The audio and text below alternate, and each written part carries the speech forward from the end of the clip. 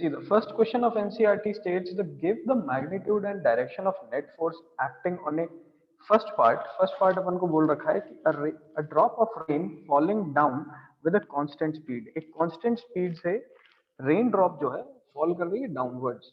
देखिए constant speed अगर है, अगर मेरे पास कांस्टेंट स्पीड की बात कर रखी है, कांस्टेंट स्पीड का मतलब acceleration A is equal to zero. Acceleration कितना है? जीरो है।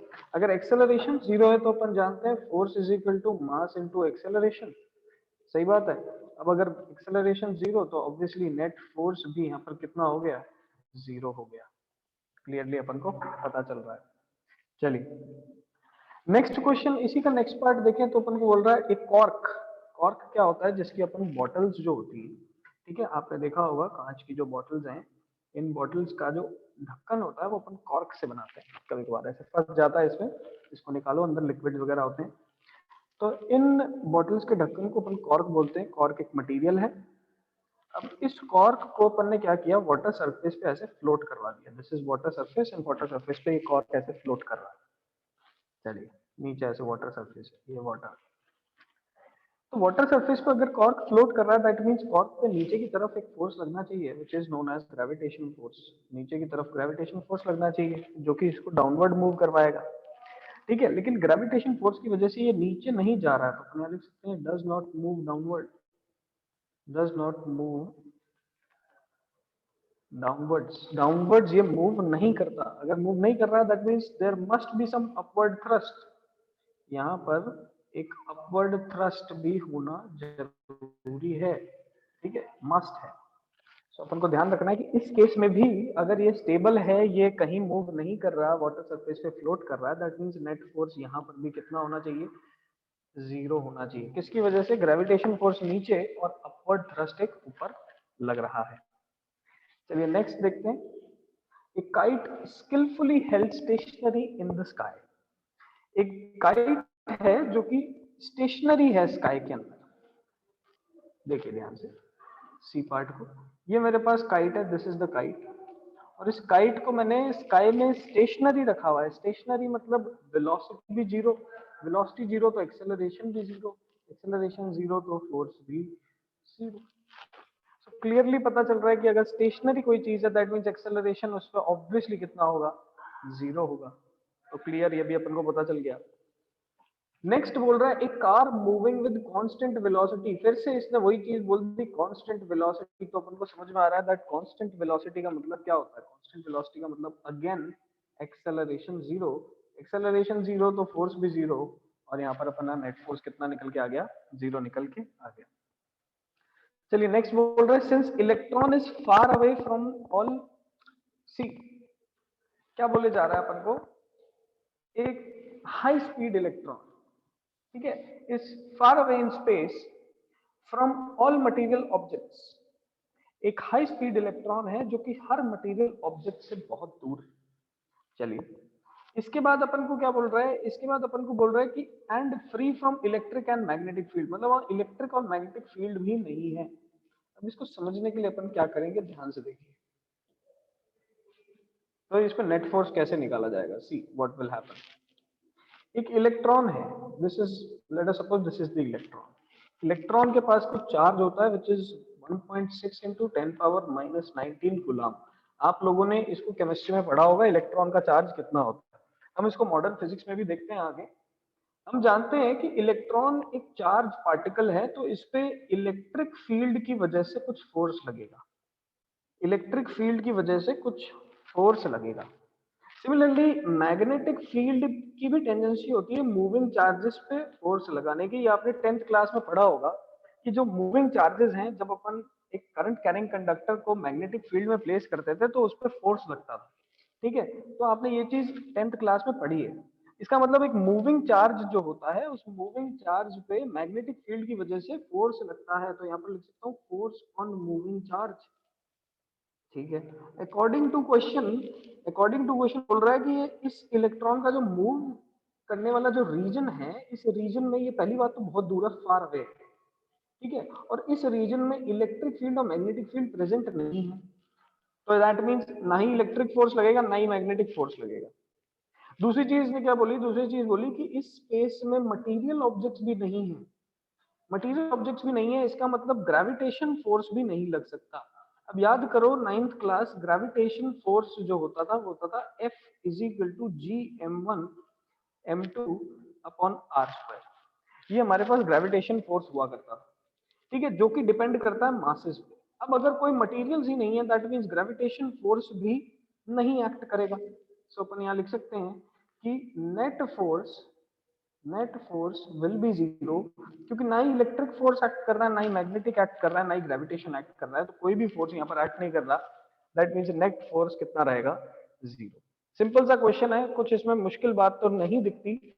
नेक्स्ट देखते हैं, एक payable of mass 0.05 kg is thrown vertically upwards, give the direction and magnitude of the net force on the pebble। Question बोल रहा है एक पेबल है जिसको मैंने वर्टिकली अपवर्ड थ्रो कर दिया, मास ऑफ पेबल है 0.05 kg, इसको वर्टिकली अपवर्ड थ्रो किया, then give the direction and magnitude. कब फोर्स का, जब पार्टिकल ऊपर जा रहा हो। हम जानते हैं पार्टिकल चाहे ऐसे ऊपर जाए चाहे ऐसे घूम के वापस नीचे आ रहा हो, डाउनवर्ड धरती के द्वारा लगाया गया एक्सेलरेशन होता है g which is 10 meter per second square, हमेशा, ऑलवेज। सो इसको याद रखेंगे, always the gravitational acceleration is downwards, and जिसकी वैल्यू होती है g is equal to 10 meter per second square. चलिए सिंपल सी बात, इसको आगे अपन सॉल्व करते हैं। तो अपवर्ड मोशन के थ्रू, जब ये अपवर्ड मोशन कर रहा होगा तो ग्रेविटेशन फोर्स जो है, ग्रेविटेशन फोर्स होता है m इंटू एक्सेलरेशन, और ग्रेविटी के द्वारा एक्सेलरेशन लगाया हुआ कितना होता है g। सो यहाँ पर अपन लिख सकते हैं मास 0.05, gravitation acceleration is 10, so answer is 0.5 Newton. ये तो अपवर्ड मोशन के दौरान आ गया। सिमिलरली डाउनवर्ड मोशन के दौरान अगर अपन बात करेंगे तो भी सेम ही रहेगा। क्यों? क्योंकि चाहे बॉडी ऊपर जा रही हो चाहे बॉडी नीचे आ रही हो, दोनों ही केसेस के अंदर ग्रेविटेशन फोर्स जो है वो हमेशा डाउनवर्ड ही एक्ट करता है। तीसरा पार्ट अपन को बोल रहा है at the highest point where it is momentarily at rest, एक हाईएस्ट पॉइंट पे जहां पर ये बहुत ही स्मॉल मोमेंट के लिए रेस्ट पे आता है। Do your answers change if the pebble was thrown at an angle 45 degree. ठीक है, अब देखो किसी भी पॉइंट पे अगर बात की जाए तो ग्रेविटेशन फोर्स तो हमेशा नीचे ही लग रहा है। अब अगर मैं इसी पेबल को 45 डिग्री के एंगल पे ऐसे थ्रो करता तो ये कुछ इस तरीके से जाता, और हमने देखा था इस टाइप के मोशन को बोला जाता है प्रोजेक्टाइल मोशन। क्या बोला जाता है? प्रोजेक्टाइल। अब ये जो प्रोजेक्टाइल मोशन है इसमें भी हमेशा ग्रेविटी का ही एक्सेलरेशन डाउनवर्ड लगता है, और हम जानते हैं कि acceleration in x direction zero होता है, जो कि विंड रेजिस्टेंस को अपन नेग्लेक्ट कर देते हैं। तो यहाँ पर अपन विंड रेजिस्टेंस को क्या कर देंगे? नेग्लेक्ट कर देंगे। तो अपने को सारे के सारे आंसर्स यहाँ से पता चल चुके हैं क्या चीज है। फटाफट बताइए यहाँ तक अपन सबको क्लियर है कि नहीं?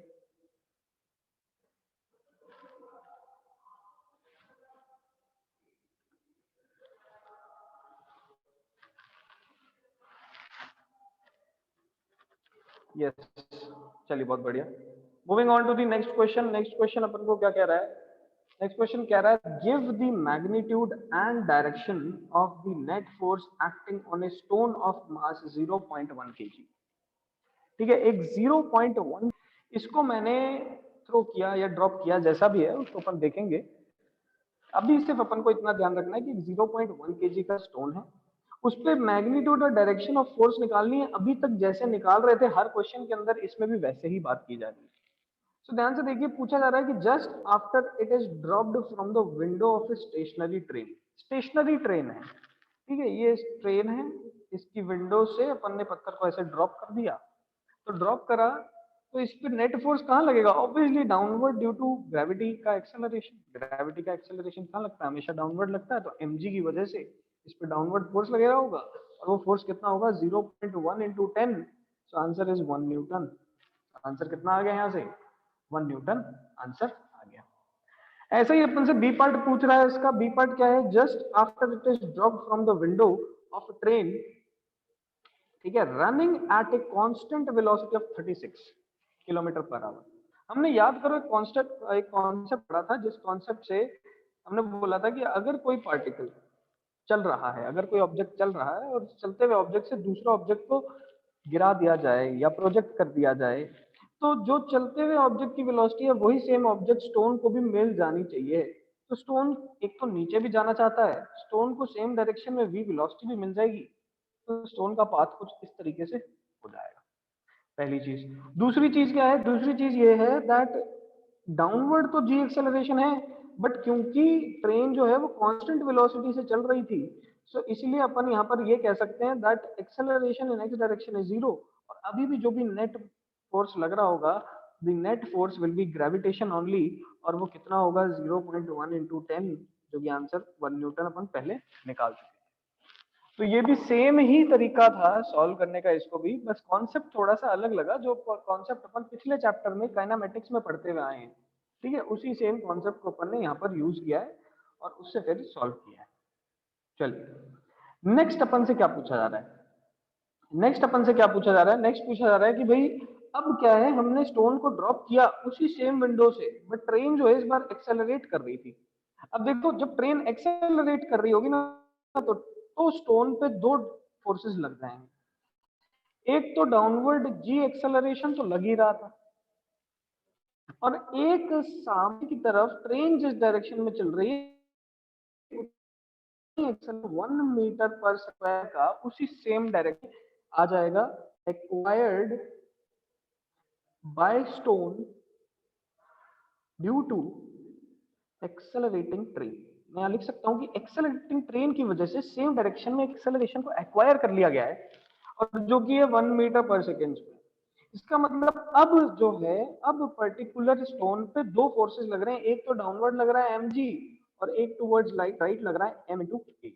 सो ये बन जाएगा 0.1 न्यूटन और ये बन जाएगा 1 न्यूटन। इनका रिजल्टेंट निकालो तो देखो, एंगल बीच में 90 डिग्री, और नेट फोर्स जो है वो आया अंडर रूट 1 का स्क्वायर प्लस 0.1 का square. So this will be 1.01 under root newton में। इसको सॉल्व करेंगे और आपके पास रिजल्टेंट फोर्स जो है वो कैलकुलेट हो जाएगा। सो आई होप यहां तक अपन सबको समझ में आ रहा है कि भाई किस तरीके से हमें नेट फोर्सेस को कैलकुलेट करना पड़ता है डिफरेंट डिफरेंट जगहों पे। ठीक है, नेट फोर्स को कैसे कैलकुलेट करेंगे, नेट फोर्स को कैसे देखेंगे, आपको क्लियरली अब दिख रहा हो। चलिए अब देखते हैं नेक्स्ट क्वेश्चन, अगले क्वेश्चन पे चलते हैं। अगला क्वेश्चन बोल रहा है कि one end of a string of length L is connected to a particle of mass m। ठीक है, एक एंड स्ट्रिंग का किससे कनेक्टेड है? एक m मास के ऑब्जेक्ट से कनेक्टेड है। यहां पर मैं बना दिया, ये लो m मास का ऑब्जेक्ट, ठीक है।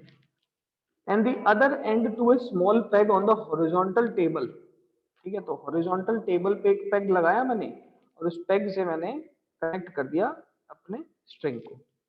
If the particle moves in a circular motion, अगर ये पार्टिकल कुछ इस तरीके से सर्कुलर मोशन में मूव करता है, लाइक चलिए, अगर ये सर्कुलर मोशन में मूव कर रहा है विद वेलोसिटी v वेलोसिटी से ये सर्कुलर मोशन में अगर मूव करे, then find the net force on the particle. ठीक है, directed towards the center, center के टूवर्ड कौन कौन से फोर्सेस एक्ट कर सकते हैं वो अपन से पूछा जा रहा है। अब सिंपल सी बात है, देखो हमने क्या बात बोली थी, हमने बोला था कि सेंटर के टूवर्ड्स एक्ट होने वाले फोर्स को बोला जाता है सेंट्रीपिटल फोर्स। ठीक है, और ये सेंट्रीपिटल फोर्स सेंटर के टुवर्ड्स एक्ट हो रहा है, तो देखिए यहाँ पर सेंटर के टुवर्ड्स कौन सा फोर्स लग रहा है? एक ही फोर्स लगता दिख रहा है मुझे, जो कि है टेंशन, कि किस में डेवलप हो रही है? डेवलप्स इन स्ट्रिंग, तो डेवलप्स इन स्ट्रिंग। ठीक है, और यहां पर इसी टेंशन को क्या कंसीडर कर लिया जाएगा? इसी टेंशन को यहां पर हम सेंट्रीपिटल फोर्स कंसीडर कर लेंगे। सो इसका आंसर क्या बन जाता है? इसका आंसर बन जाता है first option, tension only, and that tension will be equal to the centripetal force in this particular case. क्यों? क्योंकि यहां पर जो टेंशन है, ठीक है, पहली बात तो टेंशन कहां लगती है? टुवर्ड्स हमेशा पुल फोर्स होता है। तो ये मेरे पास स्ट्रिंग थी, और स्ट्रिंग के ऊपर टेंशन हमेशा यहाँ पर पुल कर रही होगी ऑब्जेक्ट को, और ऑब्वियसली सेंटर पेग को भी पुल कर रही होगी। हमने देखा कि इस पर्टिकुलर ऑब्जेक्ट पे सेंटर के टुवर्ड्स लगने वाले फोर्स को सेंट्रीपिटल बोलते हैं, तो सेंटर के टुवर्ड्स तो टेंशन लग रही है, तो डायरेक्टली अपन ने टेंशन को टिक कर दिया। सिंपल सा क्वेश्चन था, बहुत ही आसान, कोई भी इसमें दिक्कत नहीं होनी चाहिए। चलिए, इसके बाद आता है एक constant retarding force of 50 Newton. देखो बेटा क्या लिखा है, रिटार्डिंग लिखा है, रिटार्डिंग मतलब एक्सेलरेशन नेगेटिव। चलिए, फोर्स कितना दे रखा है, 50 न्यूटन का, is applied to a body of mass 20 KG, तो मास 20 केजी, ठीक है, is moving initially with the speed of 15 meter per second. तो यहां पर मैं इनिशियल स्पीड को ऐसे लिख सकता हूं, u is equal to 15 meter per second. चलिए, how long does the body take to stop. चलिए, अब इसको सॉल्व कैसे करेंगे, हमें स्टॉप पूछा है, that means final velocity 0 provided है, एक्सेलरेशन हमें नहीं पता, हमसे टाइम पूछा है। तो देखो दो वेरिएबल है, कैसे सॉल्व कर सकते हैं, सबसे पहले हम एक्सेलरेशन निकालेंगे। वी नो दैट फोर्स होता है मास इनटू एक्सेलरेशन, तो एक्सेलरेशन हो जाएगा फोर्स अपॉन मास। फोर्स है 50 न्यूटन डिवाइडेड बाय मास है 20, ये 0 से 0 कैंसिल, यहाँ से वैल्यू बनी 2.5 मीटर पर सेकेंड स्क्वायर, और ये वैल्यू होगी नेगेटिव क्योंकि क्वेश्चन में प्रोवाइडेड है दैट रिटार्डिंग फोर्स लग रहा है, रिटार्डिंग फोर्स का मतलब बॉडी की स्पीड धीरे हो रही होगी, इसलिए अपन ने नेगेटिव ले ली। अब अपन से पूछा जा रहा है टाइम कितने टाइम में ये बॉडी जाके रुक जाती है, तो अपन लिख सकते हैं v is equal to u plus 80, final velocity है 0, इनिशियल वेलोसिटी 15 थी, एक्सेलरेशन 2.5 अपन निकाल चुके हैं, टाइम अपन को निकालना है, वैल्यू को पुट करेंगे, सो ये दिस बिकम्स 15 इंटू 10.25। इसको ऐसे क्यों लिखा है, क्योंकि हम यहाँ पर सॉल्व करना चाहते हैं, इजी करना चाहते हैं, तो टाइम जो मेरे पास निकला that is equal to 6 seconds. That means after 6 seconds हमारी जो बॉडी है वो कुछ देर बाद जाके रुक जानी चाहिए। फटाफट बताइए यहाँ तक सबको क्लियर है कि नहीं।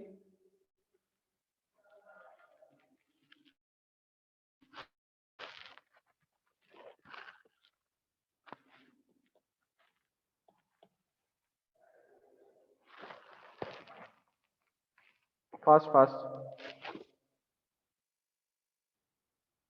Yes fast everyone. Himadri, Jasraj, Palak, Rahul.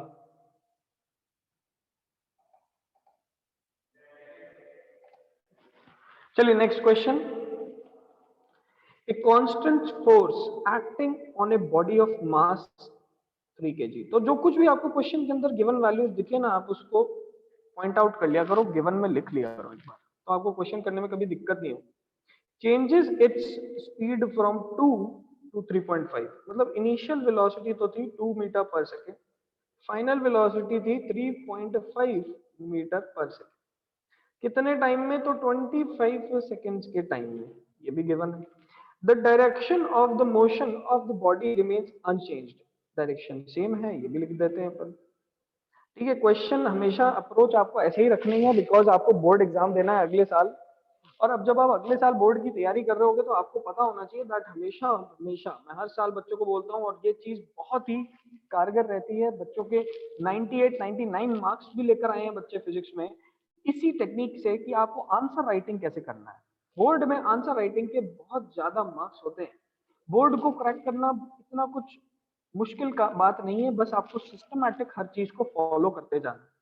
सबसे पहले अपन को गिवन क्वांटिटीज लिखने की आदत डालनी चाहिए, अभी 11th से डालोगे तब जाके आपके 12th तक आदत बन पाएगी, और 12th में आपको दिक्कत नहीं। ठीक है, तो सबसे पहला काम अपन करेंगे गिवन क्वांटिटीज को लिखना, और उसके बाद हमेशा अपन काम करेंगे फॉर्मूले को लिखना। अब देखिए पूछा क्या है क्वेश्चन में, magnitude and direction of force.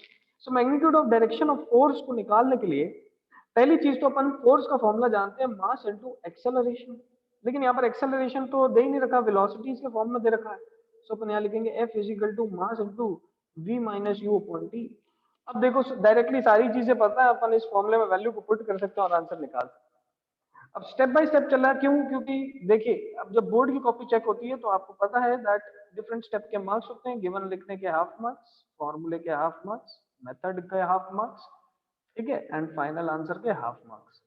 सो इस तरीके से आपको टोटल मार्क्स एग्जाम के अंदर प्रोवाइड होते हैं। छोटा क्वेश्चन होता है तो उसके अंदर गिवन के मार्क्स नहीं होते, ठीक है, लेकिन बड़ा क्वेश्चन होता है तो उसमें गिवन लिखने के भी मार्क्स होते हैं। तो आपको ये सारी चीजें answer writing skills 12th class के एंड तक डेवलप करनी है। ठीक है, फिजिक्स के अंदर बच्चे हमेशा बोलते हैं कि paper was tough, paper was tough, because student don't focus on the answer writing skills and NCERT. दो चीजों पे फोकस रखना आपका बहुत ज्यादा जरूरी है। पहली चीज एनसीईआरटी, दूसरी है आंसर राइटिंग स्किल्स। अगर आपने ये दोनों चीजों पे फोकस रख लिया तो आपको 99% मार्क्स लाने से कोई नहीं रोक सकता है। 1% इसलिए कह रहा हूं कि 1% मान लेते हैं कि बहुत ही टफ क्वेश्चन आ गया तो वो 1% मार्क्स आपके कट सकते हैं, अदरवाइज आप वो भी स्कोर कर सकते हो। बस you have to follow a systematic approach हमेशा। चलिए नेक्स्ट क्वेश्चन पे चलते हैं। नेक्स्ट क्वेश्चन क्या बोल रहा है, a body of mass 5 kg is acted upon by two perpendicular forces. Perpendicular forces का मतलब है, ये पहले एक बॉडी बनाते हैं। ये बॉडी बनाई अपन ने 5 किलो की, ये 5 किलो की बॉडी है। इस पे दो फोर्सेस परपेंडिकुलर लगा दो, एक फोर्स यहाँ लगा देते हैं ये लोग, एक फोर्स परपेंडिकुलर यहाँ लगा देते हैं। ये दो फोर्सेस लगा दिए, 8 न्यूटन यहाँ लग रहा है, 6 न्यूटन यहाँ लग रहा है। देखा मैंने क्या किया, सबसे पहले सॉल्व करते समय मैंने डायग्राम बनाया। तो आपकी भी आदत होनी चाहिए दैट चाहे क्वेश्चन में डायग्राम हो चाहे ना हो, आपको डायग्राम तो बनाना ही है। ठीक है, आधी चीजें डायग्राम से ऑटोमेटिक क्लियर हो जाती है। ठीक है, अब अपन से पूछ रहा है कि give the magnitude and direction of acceleration of the body. पहले अपन नेट फोर्स निकाल लेते हैं। हम जानते हैं कि नेट फोर्स होता है मास इनटू एक्सेलरेशन के बराबर। अगर एक्सेलरेशन पूछा है तो अपन फोर्स अपॉन मास से निकाल सकते हैं एक्सेलरेशन। F क्या है, इसमें नेट फोर्स है। तो नेट फोर्स निकालने के लिए हम जानते हैं, देखो दो फोर्सेस परपेंडिकुलर हैं, दैट मींस इनका रिजल्टेंट समवेयर इन बिटवीन यहाँ कहीं पे होगा। ठीक है, यहाँ कहीं पे है, तो अपन इनका रिजल्टेंट निकालना चाहते हैं। ये लो रिजल्टेंट। और रिजल्टेंट का फॉर्मूला मेरे पास था, याद करो, वेक्टर्स में पढ़ चुके हैं, a square plus b square plus 2ab cos theta. ठीक है, पुट करेंगे यहाँ पर वैल्यू, ए स्क्वायर 8 का स्क्वायर 6 का स्क्वायर, आगे की वैल्यू 0 हो जाएगी क्योंकि थीटा की जगह अपन 90 पुट कर देंगे। दोनों के बीच का एंगल कितना है, 90 डिग्री। ठीक है, तो ये बना मेरे पास अंडर रूट 64 और ये 36, दिस बिकम्स 10 न्यूटन। तो 10 न्यूटन यहाँ पर मेरे पास आंसर है। नेट फोर्स 10 न्यूटन है, एक्सेलरेशन निकालेंगे तो 10.5 कर देंगे, ये बन जाएगा 2 मीटर पर सेकंड स्क्वायर। डायरेक्शन क्या रहेगी, तो डायरेक्शन निकालने के लिए अपन कोई भी एंगल मान लेते हैं। ये थीटा एंगल मान लो, चलिए थीटा एंगल मान लिया। इसकी वैल्यू निकालेंगे तो देखो tan theta will be equal to 8/6, या फिर इसको लिख सकते हैं 4/3।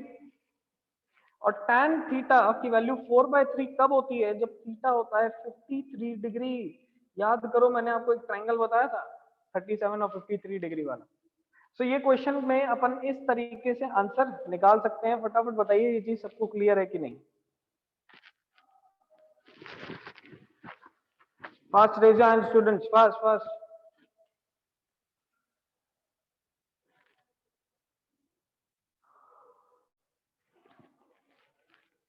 ऑब्वियसली अगर वर्टिकल से 53 डिग्री है तो हॉरिजॉन्टल से कितना हो जाएगा, 37 हो जाएगा।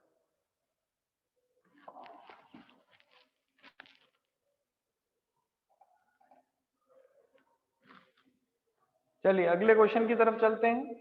ए driver of a three wheeler, a driver of a three-wheeler is moving with a speed of 36 km per hour। 36 km per hour की स्पीड से मूव करता है। sees a child standing in the middle of the road and brings his vehicle to rest after 4 seconds। मतलब initially इसकी speed थी 36 into 5/18, मैंने metre पर second में ऑटोमेटिकली कन्वर्ट कर दिया, सो दिस बिकम्स 10 मीटर पर सेकंड। फाइनल वेलोसिटी 0 हो गई क्योंकि यहाँ पर लिखा है देखो brings a vehicle to rest, कितने टाइम में, तो 4 सेकंड के टाइम में। ठीक है, मास अभी तक अपन को प्रोवाइडेड नहीं है। What is the average retarding force of the vehicle, the mass of the vehicle is 400। तो लो मास भी अपन लिख देते हैं 400 किलोग्राम। चलिए, and the mass of the driver is 64। तो ऑब्वियसली इसमें 65 अपन ऐड कर देंगे, 465 मेरे पास नेट मास आ जाएगा। बिकॉज ऑब्वियसली ड्राइवर तो ट्रक के अंदर बैठा ही होगा, और अगर ये ट्रक चल रहा है और ड्राइवर भी चल रहा है, ठीक है, तो दोनों का कंबाइंड मास अपन को यहाँ पर कंसिडर करना है। नेट फोर्स निकालना, तो फोर्स मास इनटू एक्सेलरेशन, और एक्सेलरेशन को अपन v minus u upon T के फॉर्म में लिख सकते हैं। तो यहाँ से मेरे पास आंसर आ जाएगा। बताइए ये चीज क्लियर है कि नहीं। ऐसा क्वेश्चन अपन पहले कर चुके हैं। अगला question, A rocket with a lift of mass of 20,000 kg, so mass is equal to 20,000 kg, acceleration कितना प्रोवाइड किया, तो जब ये ऊपर ब्लास्ट ऑफ करता है तो इसका एक्सेलरेशन रहता है 5 मीटर पर सेकेंड स्क्वायर। चलिए, calculate the initial thrust of the blast. देखिए नेट एक्सेलरेशन जो यहाँ पर रॉकेट का आया, इसमें मैं रॉकेट को यहाँ पर ऐसे बनाता हूँ, ये लो मैं रॉकेट बना, ये रहा रॉकेट, इधर ऐसा ऐसा दिखता है, ठीक है। जब ये रॉकेट ऊपर जा रहा है तो इसका net acceleration 5 meter per second square का है। दैट मींस कि धरती का एक्सेलरेशन इस पे नीचे लग रहा है g is equal to 10 meter per second square. इसका नेट एक्सेलरेशन नेट ऊपर की तरफ है 5 meter per second square. That means इसने एक्चुअली में कितना लगाया होगा, तो एक्चुअली या एक्चुअल एक्सेलरेशन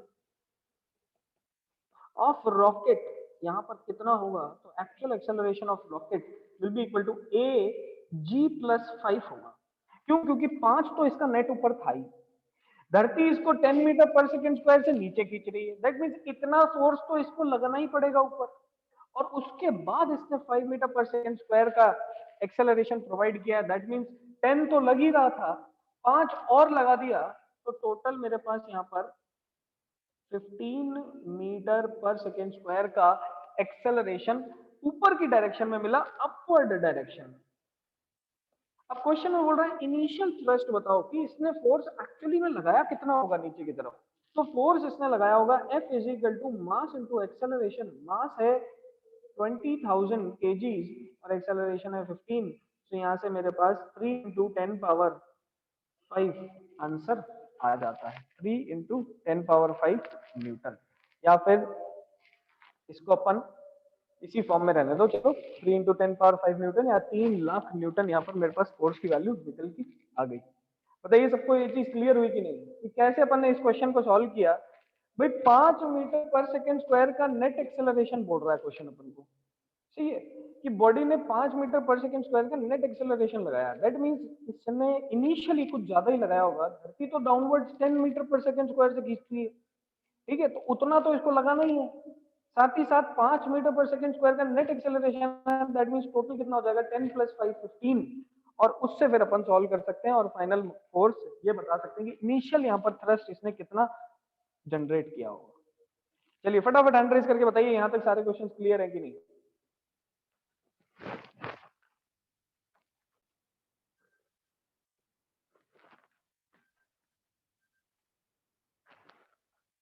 बहुत बढ़िया। चलिए moving on to the next question, moving on. देखिए क्या बोल रहा है, a body of mass 0.4 kg moving initially with a constant speed of 10 meter per second towards north, ठीक है, is subjected to a force of 8 newton directed towards south for 30 second. 30 second तक हमने 8 Newton का force उस पर south direction में लगा के रखा।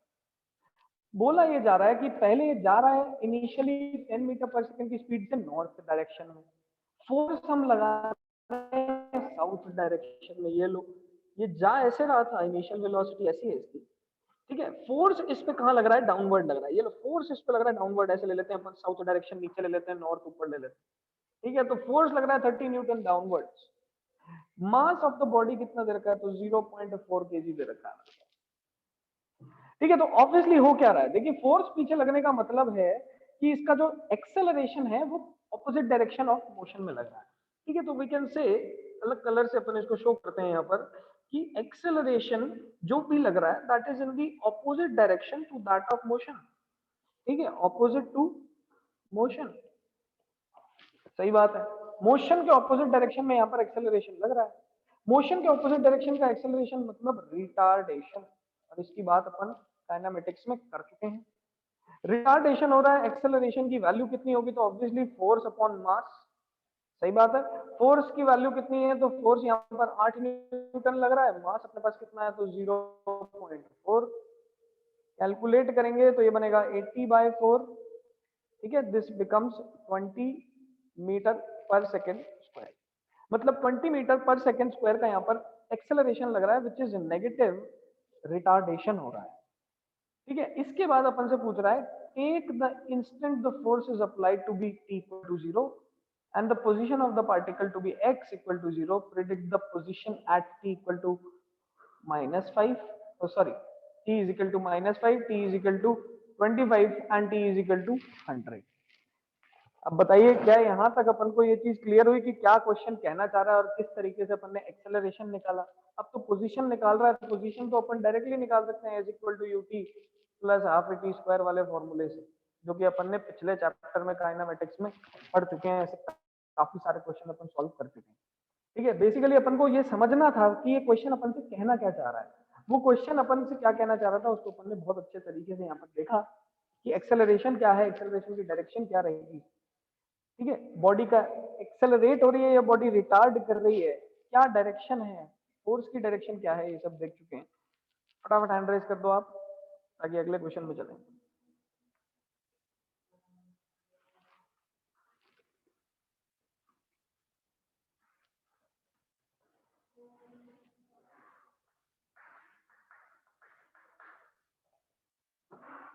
चलिए बहुत बढ़िया, moving on to the next question. बोल रहा है a bob of mass 0.1 kg hung from the ceiling of a room by string of 2 मीटर। 2 मीटर की स्ट्रिंग से अपन ने एक 0.1 kg के मास को लटका दिया, हैंग कर दिया। ठीक है, एक स्ट्रिंग की हेल्प से जो कि 2 मीटर लंबी है। तो ये डायग्राम में भी अपन इसको मेंशन कर सकते हैं। चलो यहाँ पर मैं इसको डायग्राम में भी मेंशन कर देता हूँ। इसकी लेंथ है 2 मीटर। ठीक है, the speed of the bob at its mean position is 1 meter per second. ठीक है, तो यहाँ पर इसकी जो इनिशियल स्पीड है वो 1 मीटर पर सेकेंड प्रोवाइडेड है। चलिए, what is the trajectory of the Bob if the string is cut when it is at the extreme position. जब ये एक्सट्रीम पोजीशन पे पहुंचता है, यहाँ कहीं पे पहुंचता है, तब अपन ने क्या किया, एकदम से इस स्ट्रिंग को कट कर दिया। कट कर दिया तो ऑब्वियसली ये जो बॉब है ये अब नीचे गिरने लगेगा, क्योंकि ग्रेविटी का इस पे डाउनवर्ड mg फोर्स एक्ट कर रहा है। तो इसका पाथ कैसा होगा, पाथ स्ट्रेट लाइन होगा या पैराबोलिक होगा, किस तरीके का होगा, कौन बता सकता है? एक बार हैंड रेज करके बताइए, इमेजिन करो और सोचो। ठीक है, इमेजिन करके इस पिक्चर को इमेजिन करने की कोशिश करो और मुझे बताओ कि कैसा पाथ हो सकता है जब अपन स्ट्रिंग को कट कर दें। Yes, raise your answer.